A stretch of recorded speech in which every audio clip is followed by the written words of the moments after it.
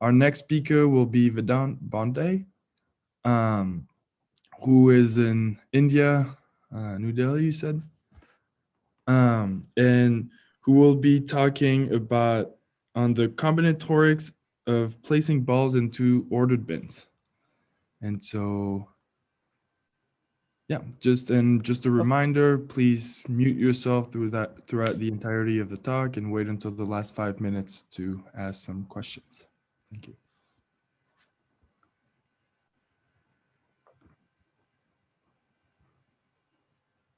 Yeah. Our topic was on the combinatorics of placing balls into ordered bins.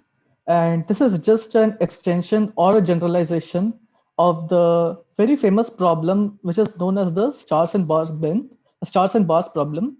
So one of the most basic questions in combinatorics is how many ways can we split n balls into L non-empty bins?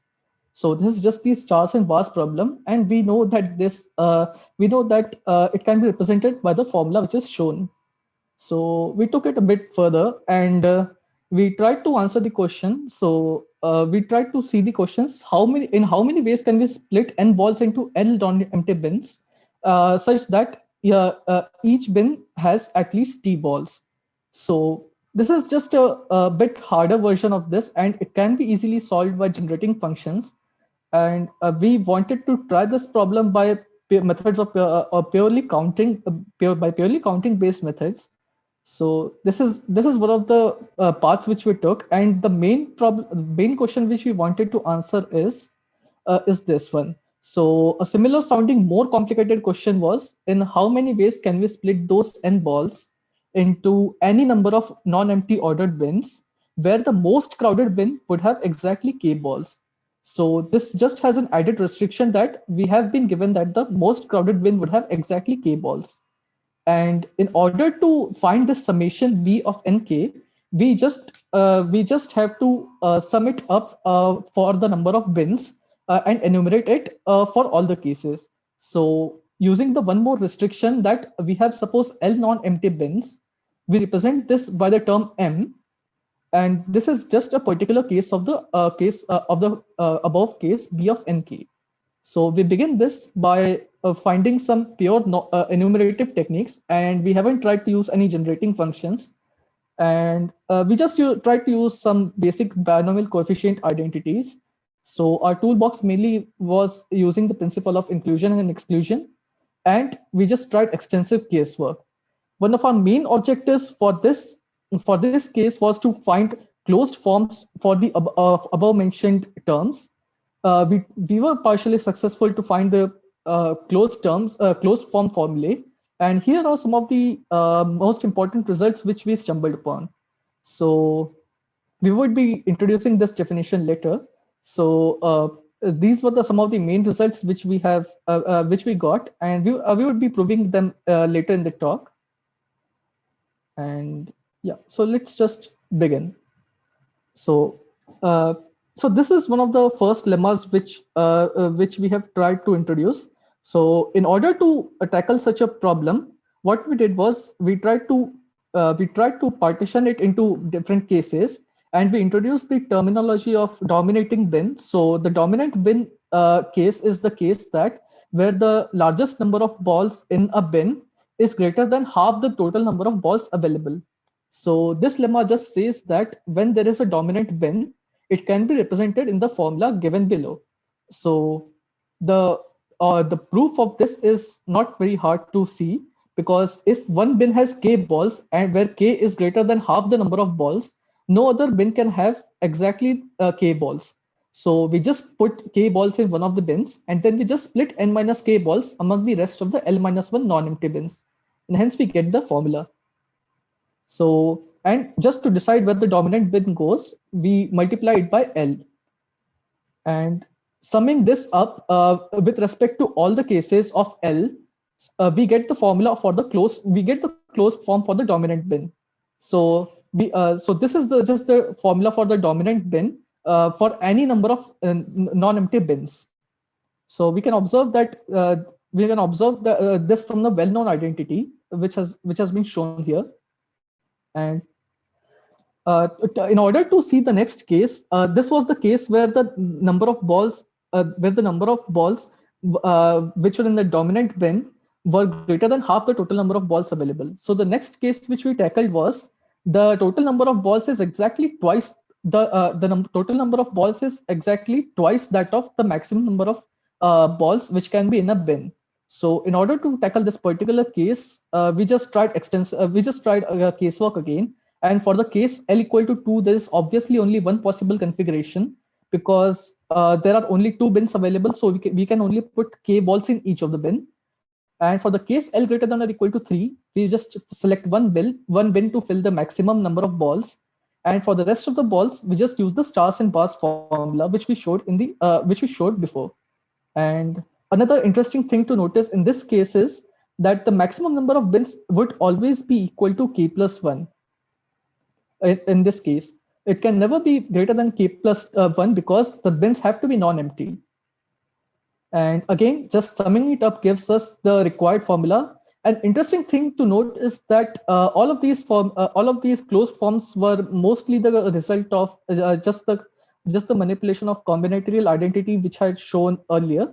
So most of these results were summed up by using those combinatorial basic identities. And the next case is a bit tricky.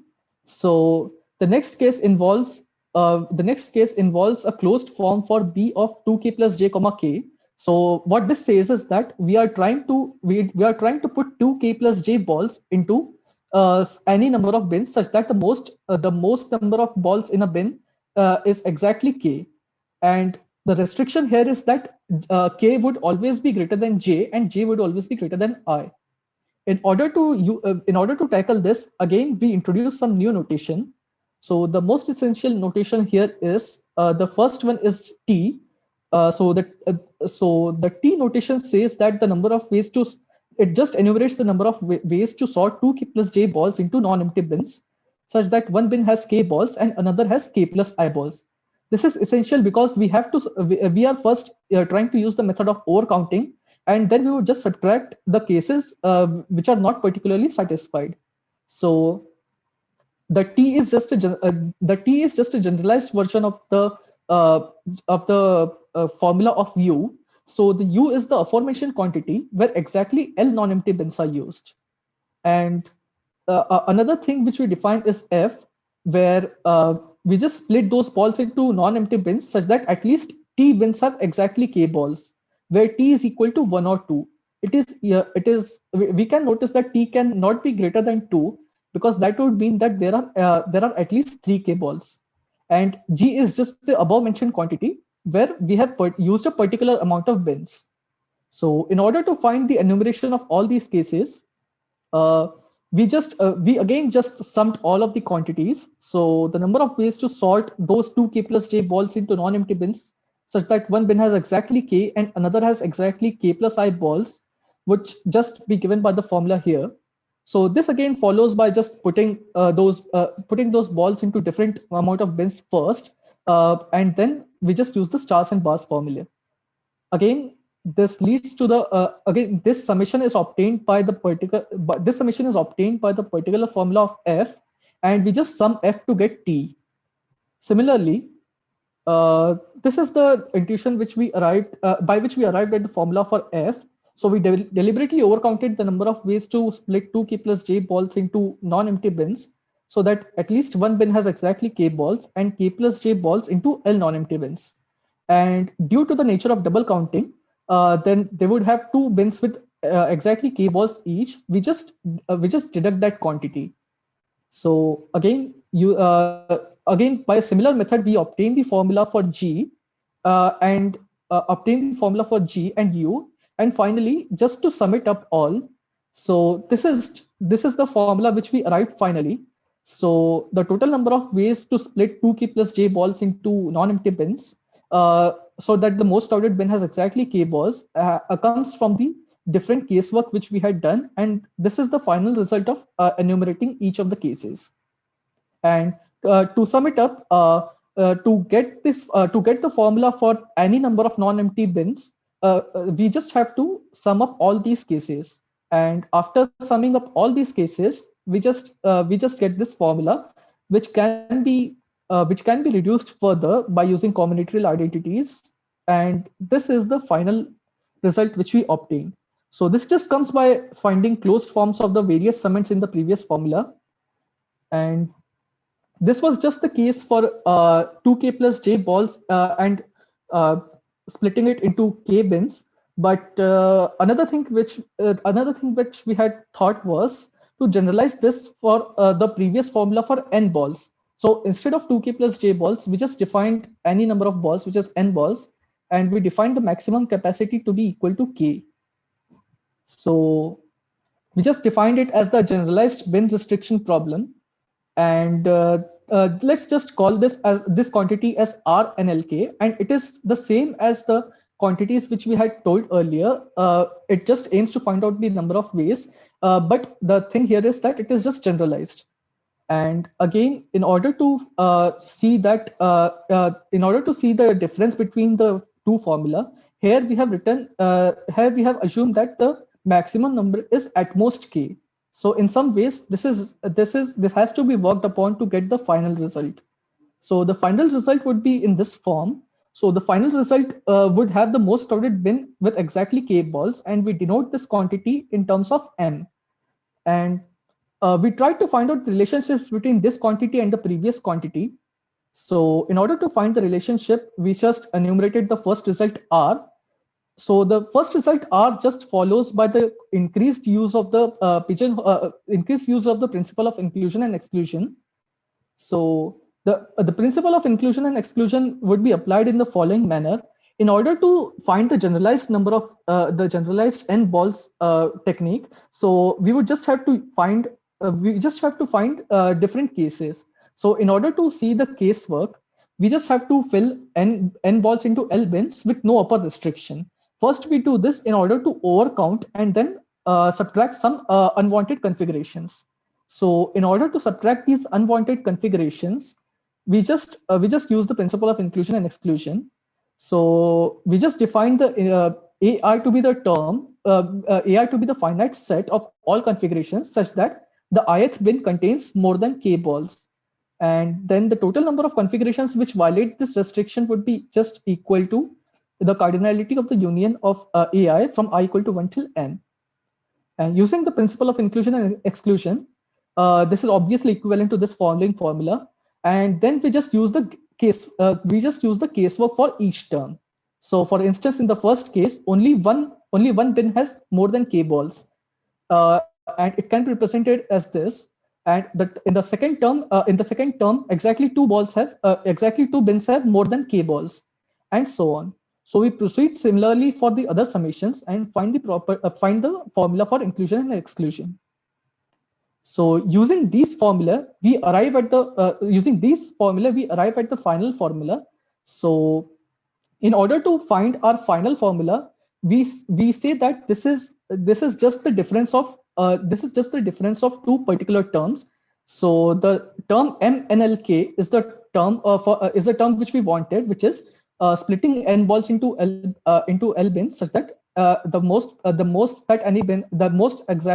bin has exactly k balls, and this can be represented as R of n minus L k minus 1 and R of n minus L k minus 2. So the reason for this would be we start by putting one ball in each bin to satisfy the non-emptiness condition, and the restriction on each bin would be k minus 1 because we have put one ball in each bin, and the remaining number of balls is n minus L. So we just fill the rest of the bins with the above restriction. So filling the n minus L balls with the above restriction, that we would have the restriction of k minus 1 on each bin. It would just be equal to R of n minus L k minus 1. And so there would be some unwanted configurations for the above. And so this would, we would need a bin with exactly k balls. And if the most crowded bin does not contain these k balls, it would contain at most k minus 1 balls. And so we distribute n balls into n non-empty bins such that each bin contains again at most k minus 1 balls. So again, by doing this, we subtract this from the above value to get and hence we get the final term which we wanted. So yeah, as an addendum, these were for some of the identities which are involved, which we found using these term RNLK. So RNLK is obviously just equal to the equation of the equating the multinomial coefficients. So we tried to prove all these identities, and this was these were some of the identities which we stumbled upon as an addendum, and these were some of the feature problems which we gave. So like finding the formula for the average number of bins and fixing the number of balls. And one of the more interesting things suggested to us was to color the balls with different colors to see the distribution of those balls and the corresponding probability distributions as n tends to infinity. So these are the problems, just some of the problems we are working upon. And some of the more important references which we took are these. So we do have a draft of this as a paper on the archive. And these are some of the references which we took. And in order to contact any of us, you may visit both of our email IDs. And yeah, that would be all. Thank you. Thank you, Vedant. Are there any questions?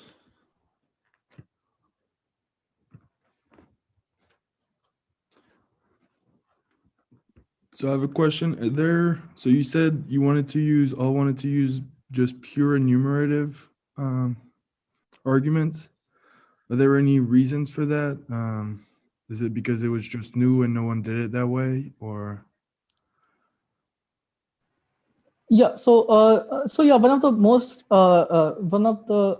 reasons why we did it was because we were just wanted to try to find alternatives to find the closed forms of summation. And also we observed that yeah, none of the solutions of other initial problems were given without the use of generating functions. So we tried to use this avenue. Thank you.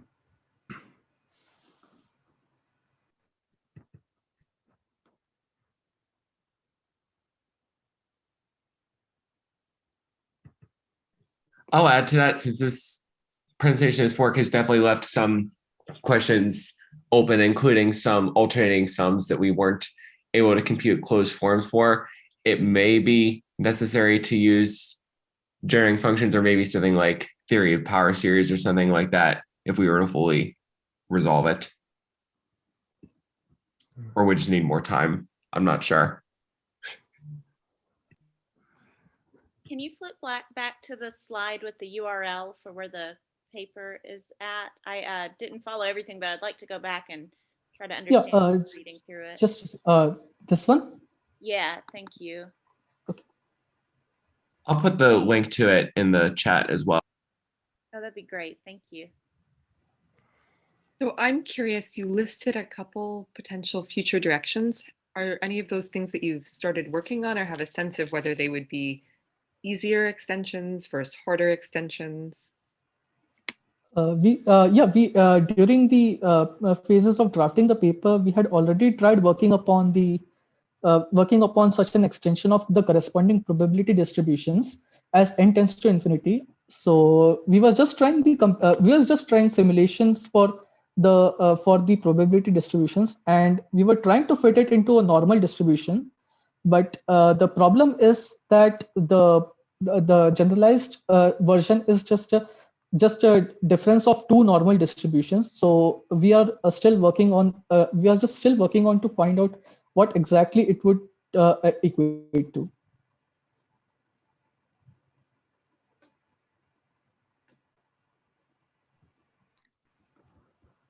Yeah, if there are no more questions, let's thank Vedant again for his great talk. Thank you very much.